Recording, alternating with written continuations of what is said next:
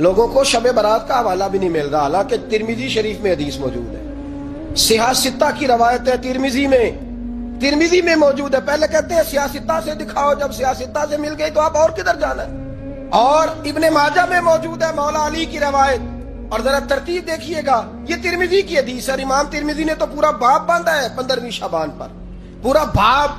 اب تمہاری مرضی ہے اگر تم نئی بات کو سمجھنا چاہتے، لیکن میں نے پہلے بھی کہا تھا، پھر کہتا ہوں، اگر ہمیں کوئی شخص کہتا ہے کہ شب برات کو اٹھ کے نفل نہ پڑھو، تو بھائی نفل ہم نے پڑھنے اللہ کی رضا کے لیے، ہمیں کسی بندے سے ڈگری لینے کی ضرورت نہیں، نہ تو ہمارے اور رب کے درمیان معاذ اللہ کوئی وسیلہ ہے کہ تو کہے گا تو پڑھیں گے، جب دل کرے گا پڑھیں گے، اور جتنے دل کرے گا پڑھیں گے۔ ہم تو نفل کہہ رہے ہیں اس کو، ہم نے کب کہا ہے ضروری ہے جو عشاء پڑھ کے سو جائے فجر تک سویا رہے، ہم اس کو گناہگار نہیں کہہ رہے، لیکن یہ ضرور کہیں گے کہ گولڈن چانس مس کر دیا اس نے، چانس مس کیا ہے، یہ تو اللہ کی رحمت کا موقع تھا۔ حضرت سیدہ عائشہ صدیقہ رضی اللہ تعالی عنہا ارشاد فرماتی ہیں کہ شعبان کی 15ویں رات تھی، یعنی شب برات کی رات، فرماتی ہیں شعبان کی 15ویں رات تھی، میں نے اچانک نظر ڈالی تو حضور میرے بستر میں تھے، پھر میری نظر پڑی تو حضور نہیں تھے، میرے دل میں گمان آیا، خیال آیا کہ شاید کسی اور زوجہ کی طرف حضور کا میلان طبع ہو گیا ہو، وہاں تشریف لے گئے ہوں۔ فرماتی میں اٹھی باہر گئی تو نبی کریم علیہ السلام جنت البقیع میں تھے، قریب ایک جگہ پہ حضور دعائیں مانگ رہے تھے۔ فرماتے میں گیا تو حضور فرمانے لگے، ابو بکر کی بیٹی تو نے کیا گمان کیا کہ اللہ کا رسول تیری حق تلفی کرے گا؟ عرض کی حضور آپ مالک ہیں، کہیں اور جانا چاہیں تو میری طرف سے پابندی نہیں۔ کہتی ہے وہاں کھڑے کھڑے میرے رسول کریم نے بیان فرمایا، یہ ترمذی کے لفظ ہیں، حضور نے فرمایا عائشہ یہ شعبان کی 15ویں رات ہے، مدینے میں سب سے زیادہ بکریاں بنو کلب کا قبیلہ پالتا تھا، فرمایا آج کی رات بنو کلب کے قبیلے کی بکریوں کی تعداد کے مطابق اللہ میری امت کے لوگوں کی بخشی فرما دے گا۔ یہ وہ رات ہے۔ جناب عائشہ صدیقہ رضی اللہ تعالی عنہ نے بات رات کو سنی تنہائی میں، نبی پاک سے رات کو تنہائی میں حضور سے سنی، سویرے جناب عائشہ نے کل امت کو بتائی۔ اگر یہ بات اہمیت والی نہ ہوتی تو بی بی صاحبہ آگے روایت کرتی، یہ کتابوں میں آتی، یہ لوگوں کو بتاتی۔ حضرت عائشہ نے روایت کیا اور مولا علی شیر خدا نے تو کھل کے کہا، ابن ماجہ میں حضرت علی سے پیار کرنے والوں کے لیے الگ عنوان، مولا علی نے کھل کے فرمایا شعبان کی 15ویں رات کو رات عبادت کرنا اور سویرے روزہ رکھنا۔ حضرت علی کا لفظ بائی نہیں سیاستہ میں، رات کو عبادت کرنا، دن کو روزہ رکھنا۔ ویسے تو رب کریم ہر روز تہجد کے وقت پہلے آسمان پر نزول اجلال فرماتا ہے اور لوگوں کو فرماتا ہے کوئی بخشش مانگنے والا، اور فرمایا ہر روز تہجد کے وقت یہ اعلان ہوتا ہے، پر شب برات کو نا شروع رات سے یہ اعلان شروع ہو جاتا ہے۔ ادھر دیکھو میری طرف، مغرب سے اعلان شروع ہو جائے گا۔ اللہ کرے آپ کو سمجھ آئے، اللہ کرے آپ کو، اور بھائی یہاں باہر لوٹ سیل لگ جائے، یہاں ابھی سیل لگ جائے، 5000 والا جوڑا 1500 میں، تو رش ختم ہوگا۔ اور بھائی اگر یہ لگ جائے، چلو یہ تو دور کی بات ہے نا، ہم تو لنگر والے لوگ ہیں، اگر لنگر کا اعلان ہو جائے یہ بڑا تگڑا ہے، بڑا تگڑا۔ ہمارے ہاں تو شادی کی روٹی کھلتی ہے تو لوگ آخری روٹی سمجھ کے کھاتے ہیں، شاید اللہ ماشاءاللہ یہ آخری ہے، اس کے بعد نہ ملے گی۔ جب اعلان ہوتا ہے اور دعوت ہوتی ہے کہ کھلا ہے جی کھاؤ، کیا حشر ہوتا ہے، کیا انداز ہے۔ مولا علی شیر خدا حدیث روایت کرتے ہیں، رنگ کیا ہے؟ فرمایا باقی راتوں میں نا تھوڑا سا پیکج ہوتا ہے، تھوڑا سا، آخری حصے میں رات کے شب برات کو نا رات چڑھتے ہی اللہ پہلے آسمان پر جو اس کی شان کے لائق ہے نزول جلال فرماتا ہے، اور پہلا جملہ یہ فرماتا ہے کوئی معافی مانگنے والا؟ اللہ کرے آپ کو سمجھ آئے، یعنی معافی دینے والا کہہ رہا ہے چلو آؤ ادھر آؤ ذرا معافی مانگو، میں معاف کرنے آیا ہوں، مانگو معافی۔ ہے کوئی معافی مانگنے والا؟ معاف کر دیں گے۔ اور آپ فرماتے ہیں ہے کوئی رزق مانگنے والا؟ وہ جو بڑی درخواستیں دیتے پھرتے ہیں نا مختلف اداروں میں، وہ ایک درخواست نا کل شب برات والی رات بھی دے۔ اللہ کرے آپ کو سمجھ آئے۔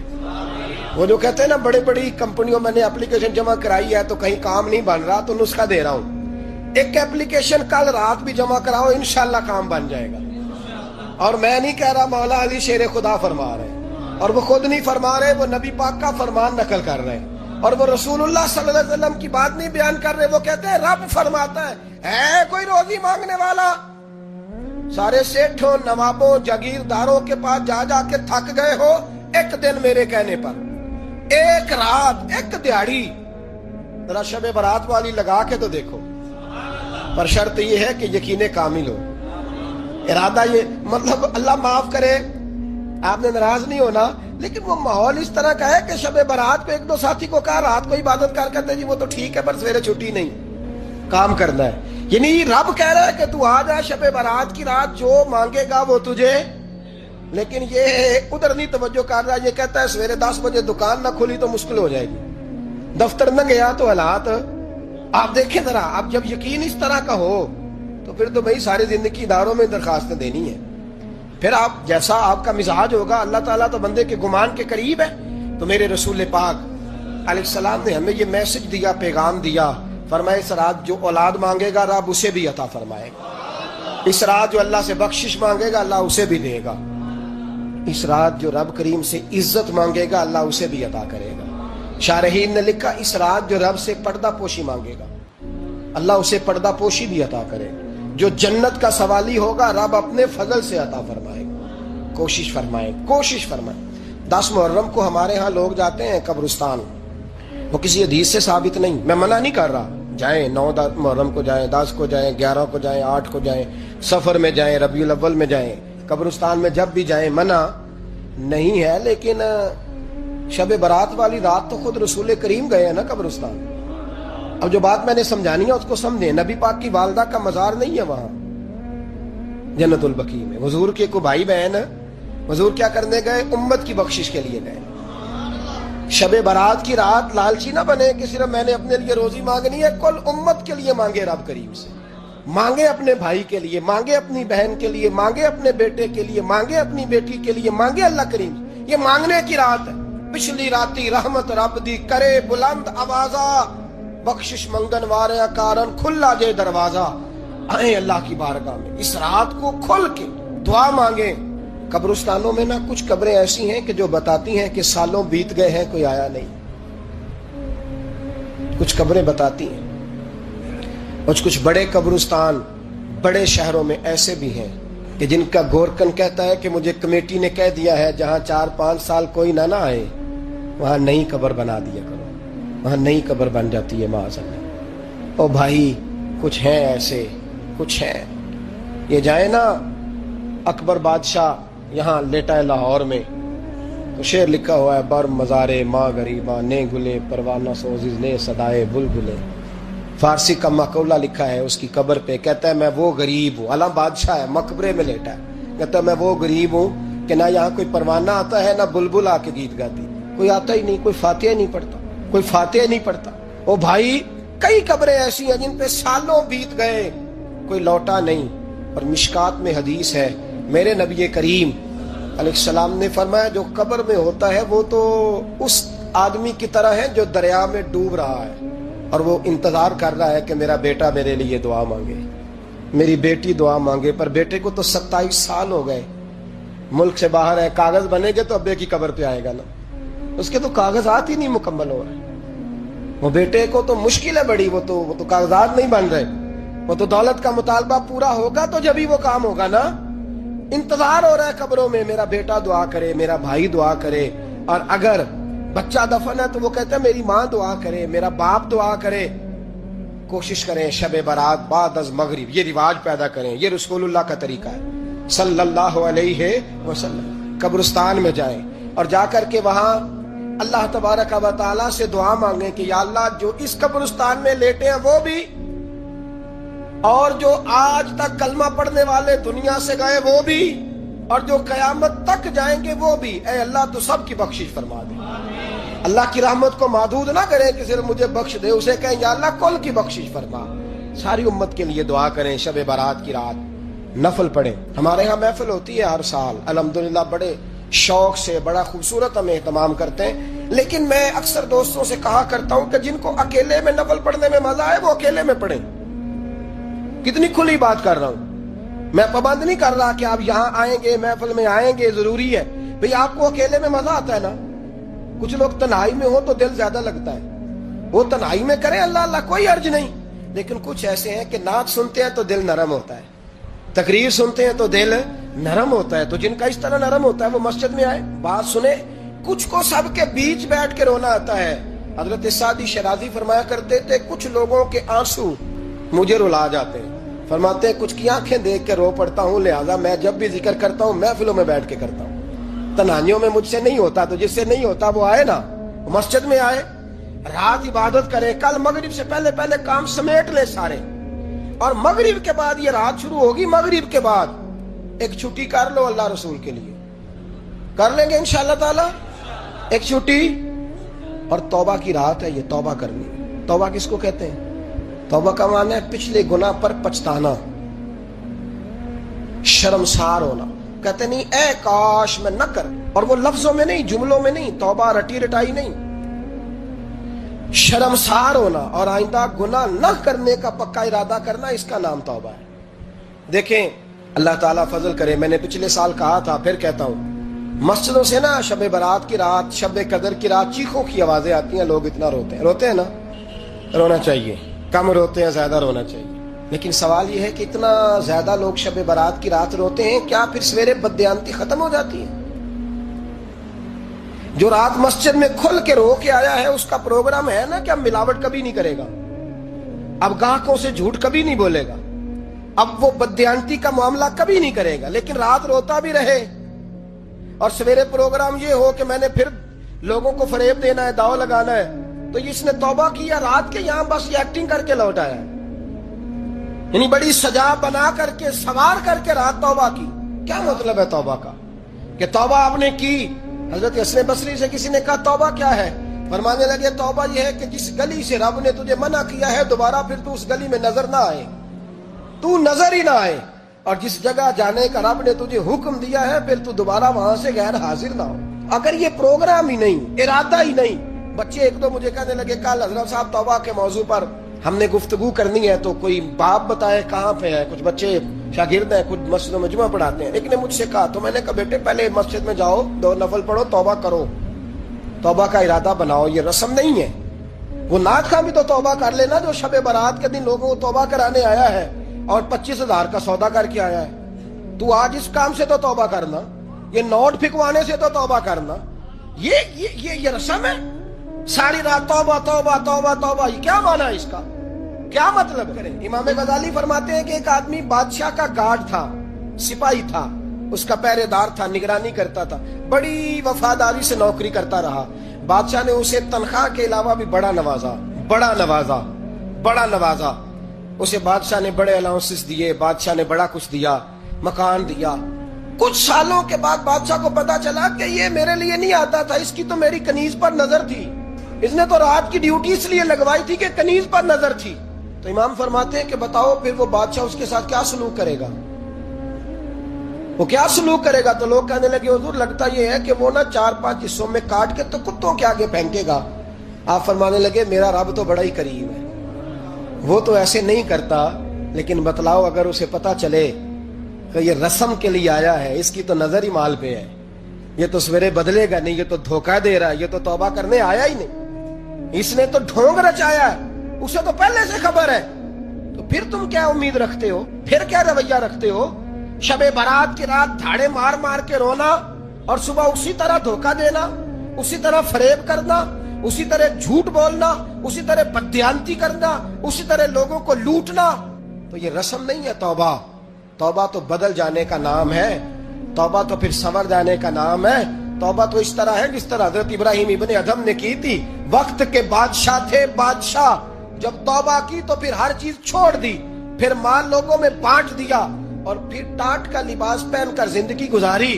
لوگوں نے کہا حضور یہ تبدیلی ہے؟ فرمایا تبدیلی نہیں، یہ میری توبہ ہے، یہ میری توبہ ہے۔ جب توبہ کی تو پھر بدل کے کی، جب توبہ کی تو پھر تبدیل کیا آپ نے۔ یہ کیا توبہ ہوئی؟ ساری رات روتے رہے، سویرے دکان پہ جا کے پھر قسم اٹھائی کہ مجھے تو پڑتا ہی 11,000 کا ہے، یہ توبہ ہے؟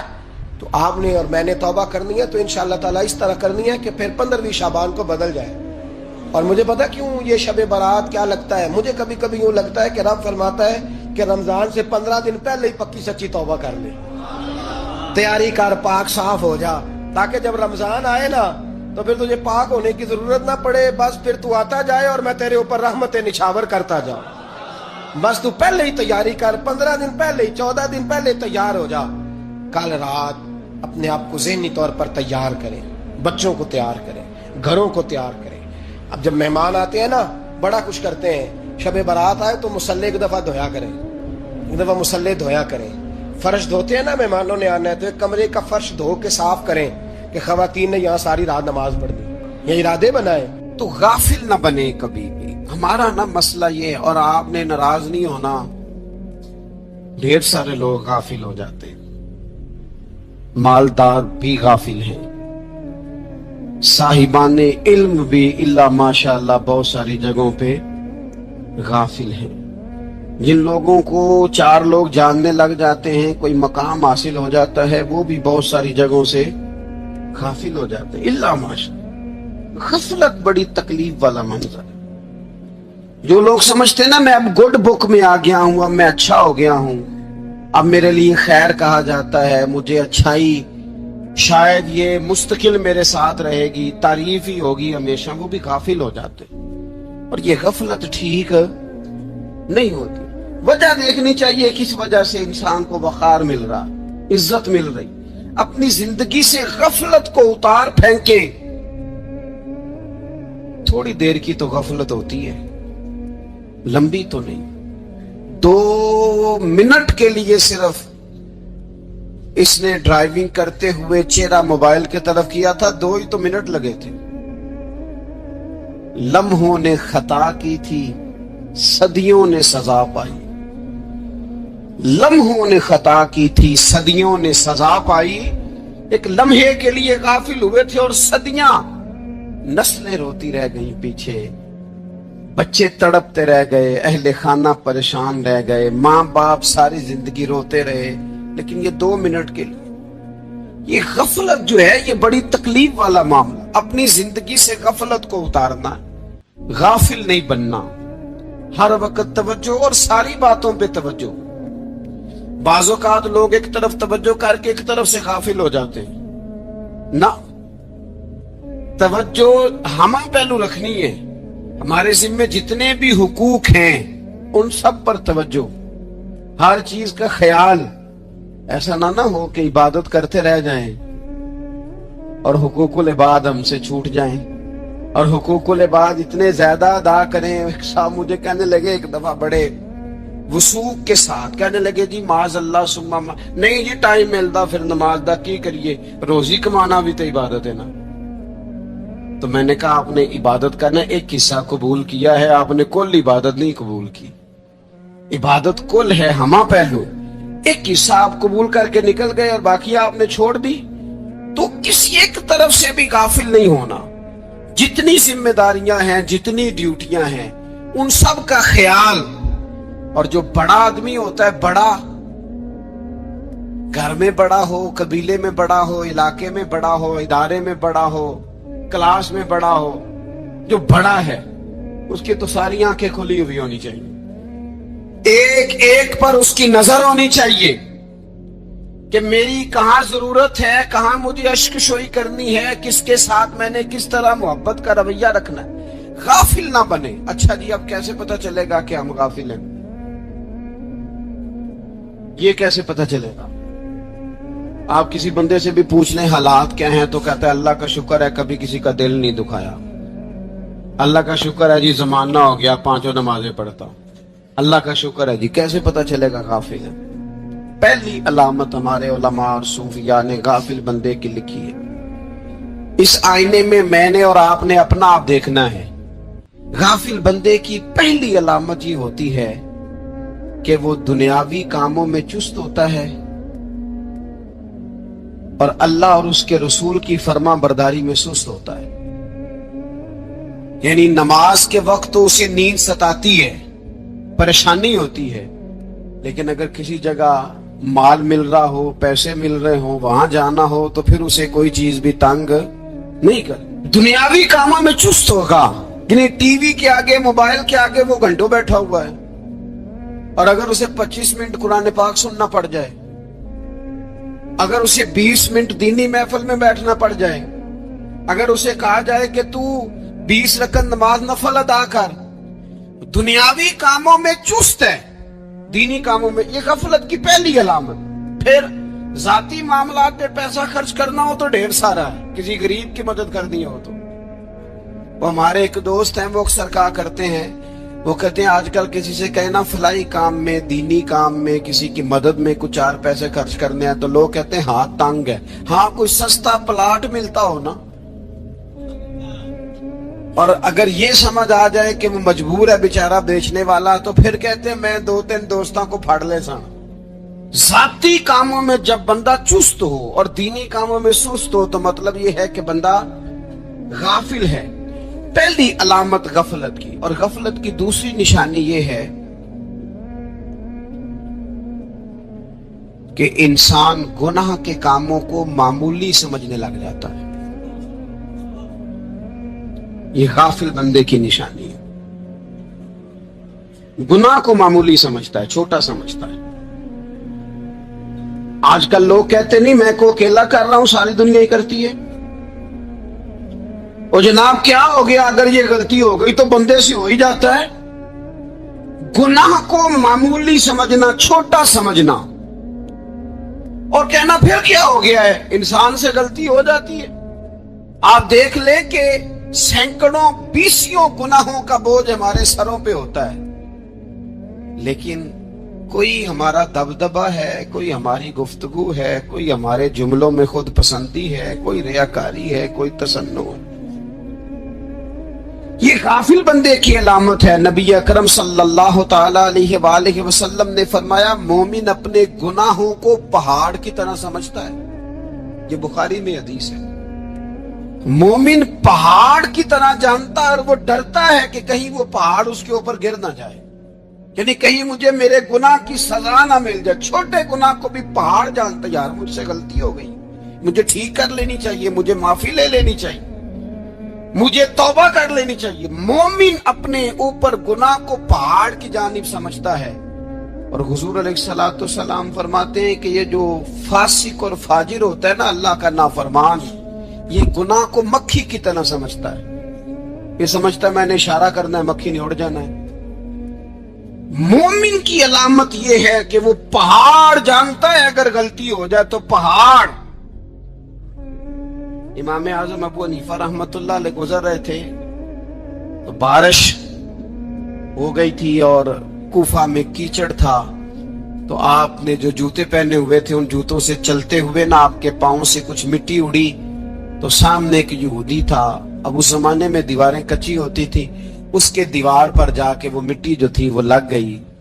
اب امام صاحب بڑے پریشان ہوئے کہ میں نے اس کی دیوار کو آلودہ کر دیا۔ یہاں تو لوگ اپنی اینٹیں رکھتے رکھتے کئیوں کی دیواریں توڑ ہی دیتے ہیں، اور پھر وہ اس پر ماننے کو بھی تیار نہیں ہوتے، تسلیم کرنے کو بھی تیار نہیں ہوتے۔ وہ کہتے ہیں پھر کیا ہو گیا، اب ہمارا یہاں گھر ہے تو ہم نے ٹرالی منگوانی نہیں تھی، ہمارا حق بنتا تھا۔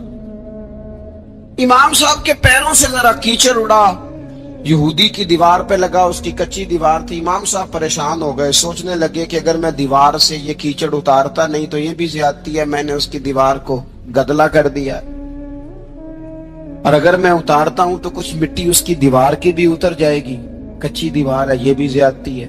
مومن گناہ کو پہاڑ کی طرح سمجھتا ہے کہ کہیں گر نہ جائے، اس کی بھی کہیں سزا نہ مل جائے۔